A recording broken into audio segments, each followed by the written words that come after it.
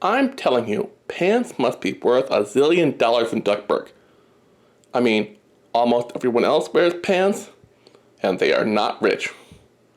Scrooge McDuck doesn't wear pants, wealthiest duck in the world. Flintheart Glomgold, second richest man in the world, wears a kilt. Enough said.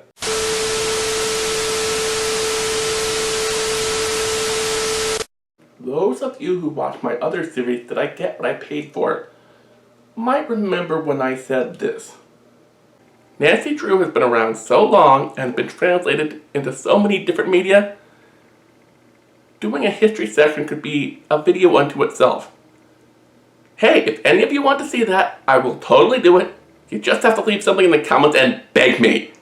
Come on, beg me! Which I realize now is a huge mistake. I have a lot I could say on the matter. And while no one bugged me about it in the comments, a real-life friend told me that watching me go off on these nerdish fan rants is actually sort of fun to watch. So I figured, what the hell. It is unfortunate that Nancy Drew has her origins in the Hardy Boys.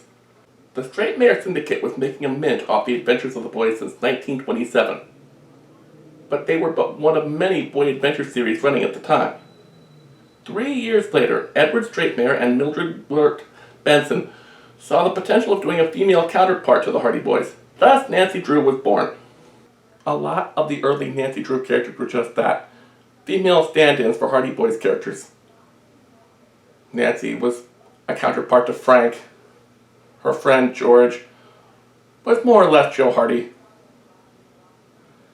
And George's clumsy but goofy cousin was more or less Chet Morton.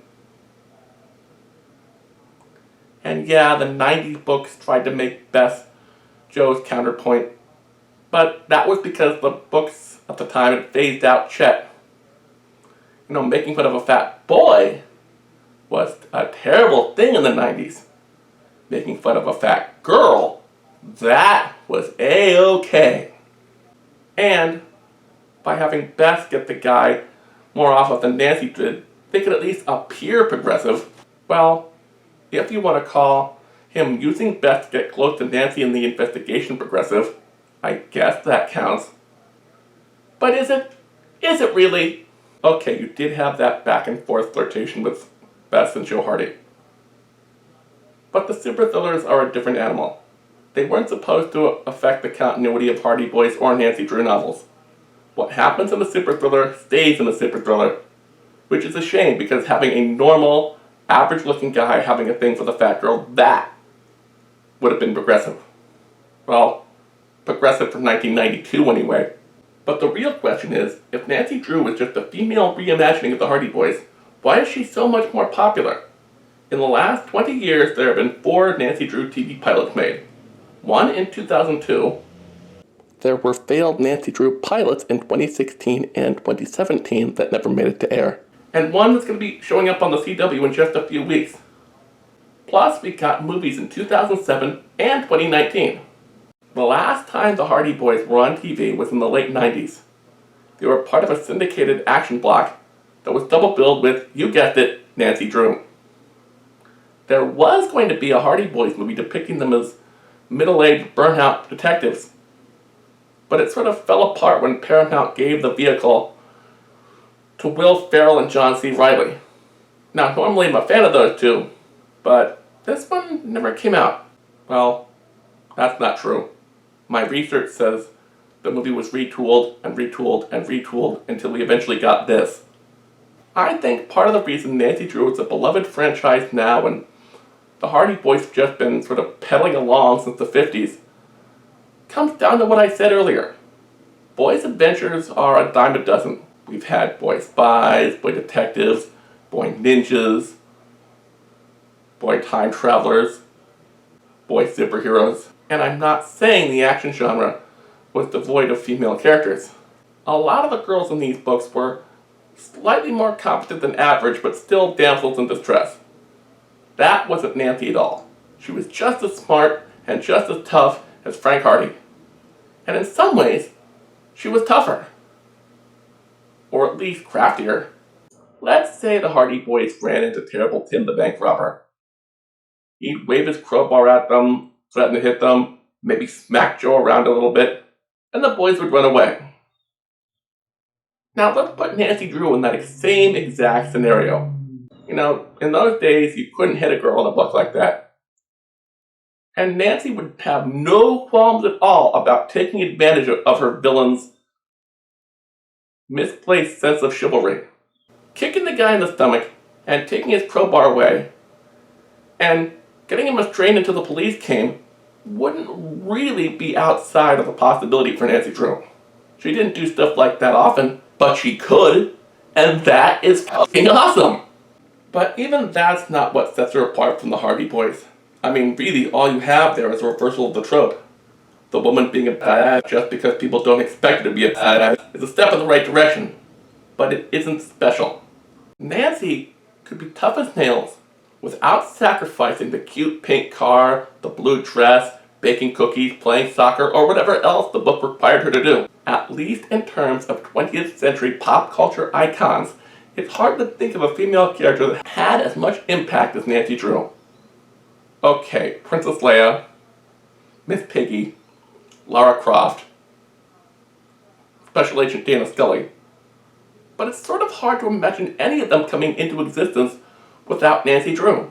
And the only other female character I can think of in mainstream pop culture with that sort of impact, going back to the 1930s or 40s as well, Wonder Woman. And, much like Wonder Woman, Nancy Drew got nerfed as soon as her creator died. It just took Nancy Drew a lot longer to reclaim her awesomeness. And in the interim, she lost a lot of her racist tendencies. Which, I guess it's an even trade-off. And, as much as Benson's text says otherwise, Nancy Drew is not exactly perfect. Look, I say this as someone who enjoyed 90s Nancy Drew, Hardy Boys, and Tom Swift books, but I have to wonder about something. The Gray Man claims he recruited the Hardy Boys for their unique skill set and ability to get the job done. Considering how often he complained about them piling it up, it makes me wonder why he didn't go for someone more level-headed, competent, perceptive, you know, like Nancy Drew. It makes me think he wanted operatives who were competent, but not too competent. People he could keep under his thumb and control, which is totally not Nancy Drew.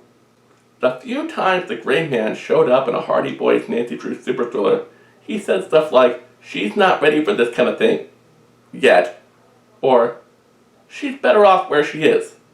Rereading some of these books as an adult, it's kind of hard not to see that the Gray Man wanted the job done, and wanted it done by people who would not ask questions.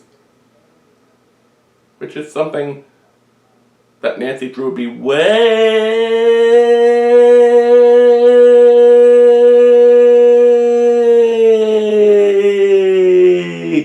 more prone to do than the Hardys.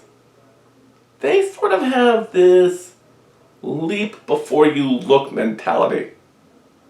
I'm thinking much like the CIA that it was modeled after, the network wasn't always on the up and up. Or maybe it's just an old boys club. Because I gotta say, if she can take out arms dealers on her own without the fancy resources of the network, those are pretty much the only explanation for why she's not an asset. And now for a question to pad out this video.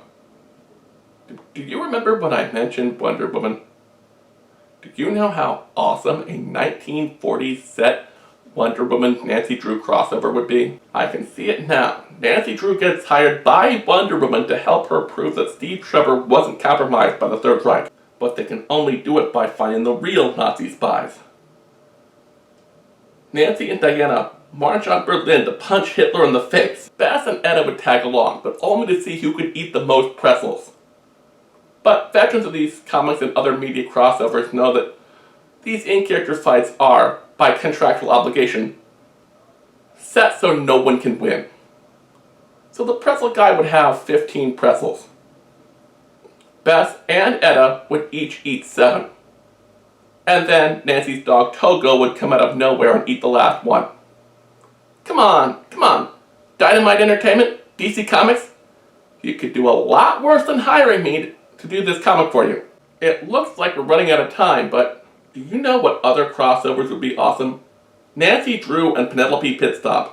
Then again, at best, Penelope is just Nancy Drew with a faster car. But it's still a better idea than Nancy Drew and the Flintstones, though I would love to see her outsmart the Great Gazoo. How about Nancy Drew meets Scooby-Doo? I mean, Nancy and the Scooby Gang both get fooled by fake ghosts often enough. Really, how did the new Scooby-Doo movies miss that one? It seems a lot more logical than, say, Scooby-Doo meets Laurel and Hardy. I mean, they were both dead by the time the show came out. What the